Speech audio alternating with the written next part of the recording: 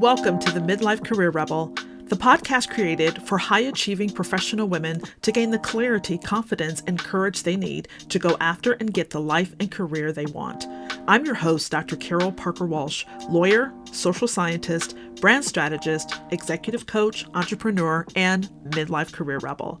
Each week, you'll learn strategies to manage your mind, navigate the challenges of midlife, and take control of your career so you can thrive doing the work you love.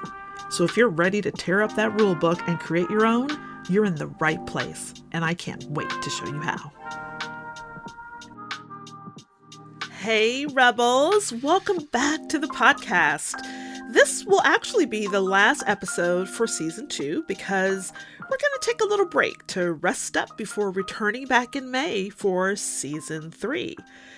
I think about this podcast a little bit like my favorite TV show. There are 10 episodes per season, and then we take a month off to prepare for the next season. So just in case you're keeping track, I just wanted you to know the cadence of our podcast. And this is the 10th episode in season 2, which has honestly been an incredible season. I hope you've really enjoyed it as much as I have. I loved hearing the stories of each of the guests I had the opportunity and privilege to interview, listening to how they navigated through uncertainty and doubt to achieve their own desired goals in their respective businesses or careers, choosing not to listen to the voices of people around them, the naysayers, the haters, the doubters, but instead choosing to listen to themselves and to confidently embrace their own vision and bravely forge a new path in their lives and careers. I mean, honestly, the stories were rather inspiring.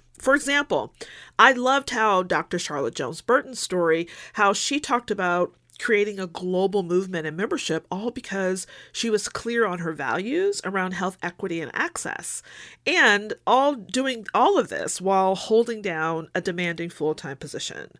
Or how Julia pivoted from a 20-year career into doing something completely new once she got clear on how to leverage her experience into a completely new field.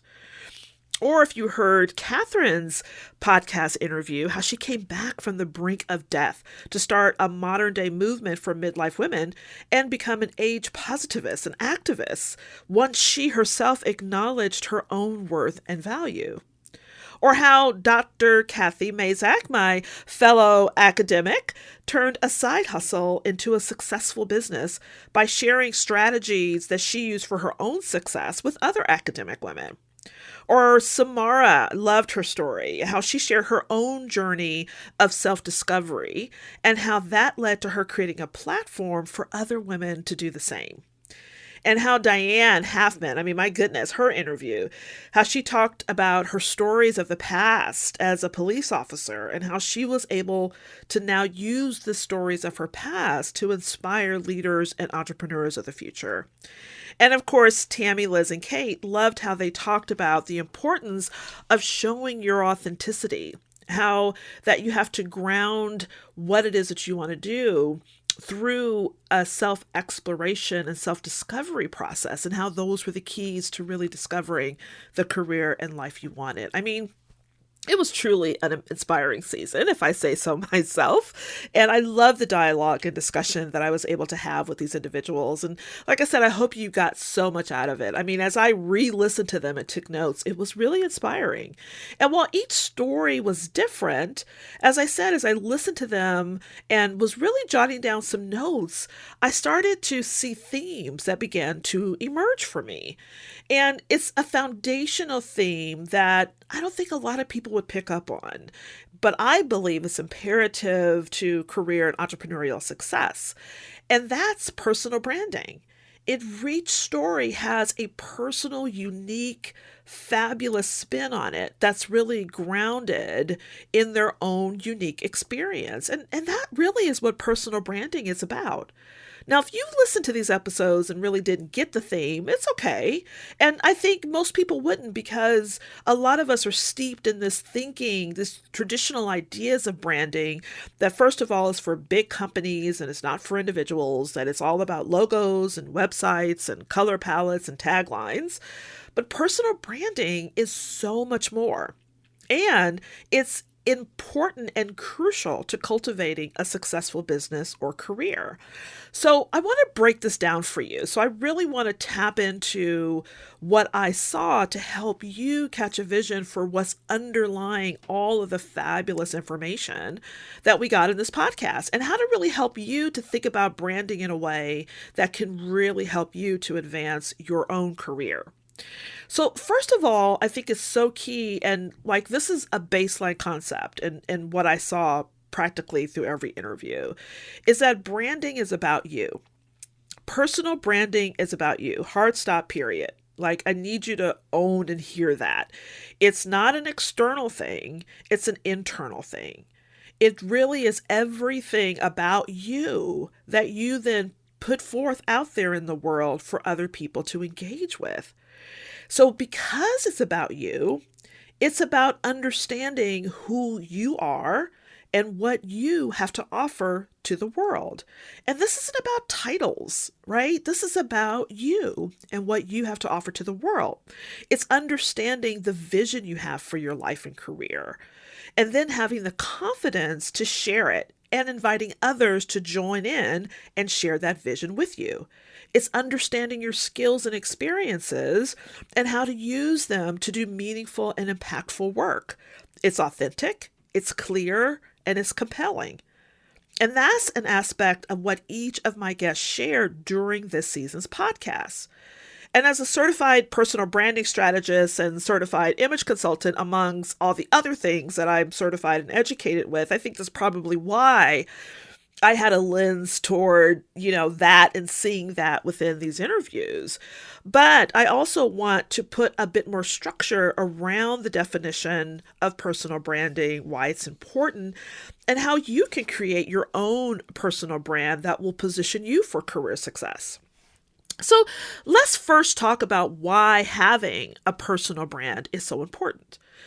So in this digital and global economy that we live in, we are constantly competing against a lot of noise, right? We are just bombarded with information from our phones, from our laptops, from our televisions, from cable, from other people. I mean, just constantly. And over the past couple of years during the pandemic, when we've been forced to engage in this digital world, we have incredibly lowered our attention spans because there's so much information. So after a while, it becomes white noise and we avoid it or we ignore it.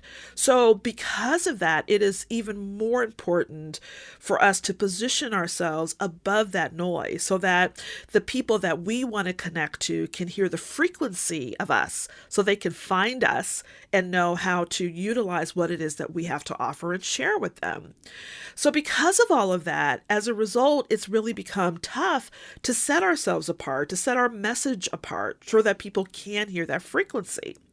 And whether you're looking for a job or whether you're looking to build your career, grow your network, or start a new venture, you've got to be visible, memorable, credible, and able to create meaningful connections. In other words, you have to raise the frequency, the vibration, so your people can hear you above all of the noise.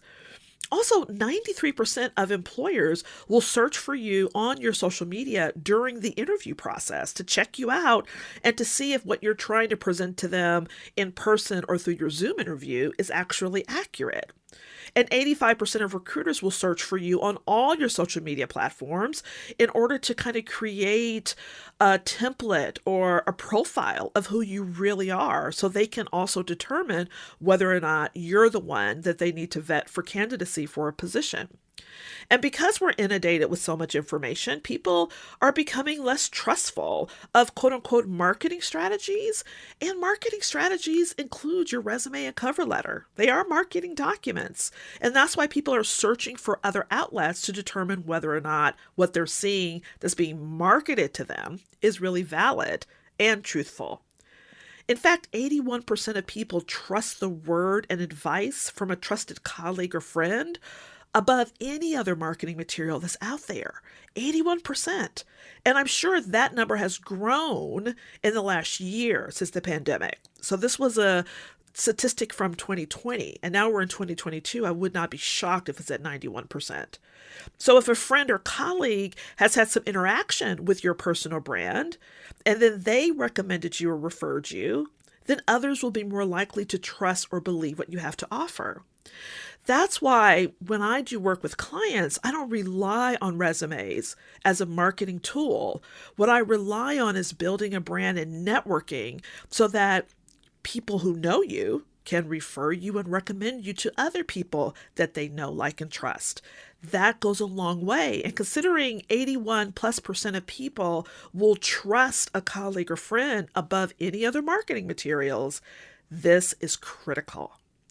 Now, once established, your personal brand becomes a tool that helps you to market yourself consistently and successfully across multiple communication channels, even in this competitive market. So employers and potential clients want to know more about you than just your education or work history or technical skills. They want to know who you are and whether they can know, like, or even trust you, because that is really the name of the game. It answers the question in most people's mind, why you? Like, why should I choose you? Why should I hire you? Why should I pick you? Why should I work with you? Why should I promote you? And when you can help others become consciously aware of why you're different from everyone else and should be chosen above everyone else, then you've successfully been able to position yourself as a standout choice. You've successfully been able to position your brand. Think of it like a sea of black umbrellas around you, and all of a sudden a red one pops out. That's what you want to be in the sea of all the other competitors around you. But your personal brand is not just about having everyone love or choose you, because that's not what it's about. You're not trying to create something that everyone is going to like and accept and want to be a part of. It's about ensuring that your people, the people that you want to notice you, are choosing you. The people that you want to help, the companies that you want to work for, the industries that you want to advance or change. So your personal brand should represent what you stand for as much as what you stand against. So it's very clear to people. Kind of like, Coke and Pepsi, right? There's some people who are all team Coke and some people who are all team Pepsi. But then there are those who don't like either. I'm one of them, actually. They'd rather have maybe a ginger ale or an iced tea or sparkling water. So building your personal brand is about strategically and creatively and professionally presenting what you have to offer, what makes you you, so that people can answer the question for themselves, why should I choose you? Right? So if they can see the differentiator, then they know you're the one that they should go after. Now, in terms of a definition, by definition, a personal brand is your unique promise of value, right? It's what you are going to deliver. And your unique promise of value is made up of your vision, your mission, your passions, your skills, strengths, gifts, goals, your messaging, and your image, which is a big part of it. So image alone is a part of your overall personal branding. You want to make sure there's consistency and alignment across the board. It's also about having confidence so that when you deliver that promise of value, it's believable, right? If you have the belief system knowing that what you promise you can deliver on every time, if you don't believe that, no one else will. So that's why your personal brand isn't about treating yourself like a product or faking it till you make it, or merely creating a profile or putting content out there proclaiming something that's not true. Right? That's why 85% of people don't trust marketing things, because people will put things out there and lie and promise certain things, but don't deliver. So your promise of value has to be true and authentic, and you have to also feel confident and believe what it is that you bring to the table. So it's a representation of what you authentically bring to the table. It goes deeper than just a job title. It's you saying, here's what I can do for you, and here's my gift to the world.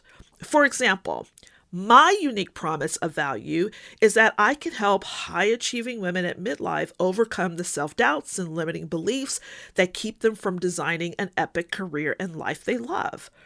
And luckily, I have women out there that I've worked with who can say, yep, that's exactly what she did for me, which validates my promise of value. I mean, think about this. This is what Jeff Bezos famously said. Your brand is what people say about you when you're not in the room. So while personal branding starts with marketing yourself, by putting that information out there in the world, what branding does is elevate that, because it's not what you're saying anymore, but it's what you start hearing other people saying about you. Because your unique promise of value, remember those 81+% of people are out there sharing that, yes, this is something that you can trust. That promise of value, that unique promise of value, is validated and credible, right? So what helped me to understand my unique value was going through a process of first ascertaining my gifts, talents, strengths, and skills, which really is a process of gaining the clarity of what I knew I could do for those I wanted to support and help. Because there's a lot of things that we can do, but remember, it's my promise of what I can do. And then amplifying that message to my target audience with authenticity so that they would know who I was and where to find me if they needed my promise of value. And then finally, activating a strategic plan that would allow me to achieve success over and over again to solidify my reputation and to achieve that know, like, trust factor in the hearts and minds of the people that I wanted to work with in terms of my tribe. Now, this allowed me to rise above all the noise, all the competing noise out there, to set myself apart and to achieve my desired results. Just like the women that I interviewed this season on the podcast, if you really listen to what they went through and how they were able to position themselves to get their results. It's what I affectionately call my AAA framework, and that's what I work through with my clients in the Career Rebel Academy, for example. But what can you do to build your personal brand? Well, the first thing you want to do is, as I've said, start with you. And that's what many of the women on the podcast shared, was this internal exploration that they had to go through. Start to reconnect with your zone of genius.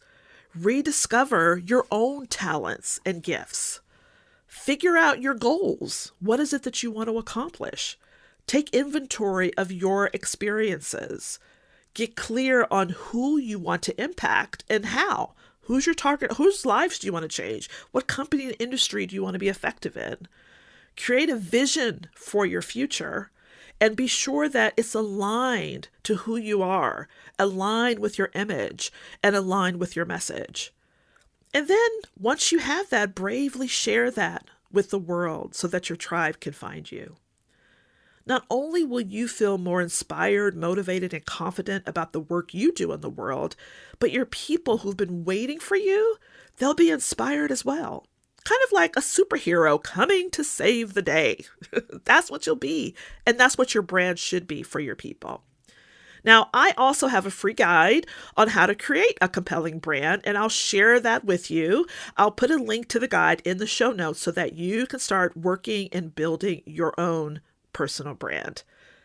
I want to thank you so much for tuning in this season. It's been incredible. And I'm just inspired by what I heard and inspired to continue to do my own work. And hopefully this inspires you to continue going after your dreams, to saying yes to yourself, to embrace your significance and your passion, gifts, and abilities, and to own your own brilliance. After all, it's all part of your personal brand. So until next time, Rebels, thanks for joining me and have an amazingly rebellious week. See you next time. Hey, if you're loving what you're learning on the podcast, then you've got to come check out the Career Rebel Academy. It's where you'll get the individual help and support you need, applying the concepts and strategies you're learning here and so much more. You'll be joined by a community of other rebels just like you, and I'll be there as your guide every step of the way. If you're genuinely looking to change the course of your life and career, I promise you, this is the place you'll want to be. Just go to www.carolparkerwalsh.com/career-rebel-academy. I can't wait to see you there.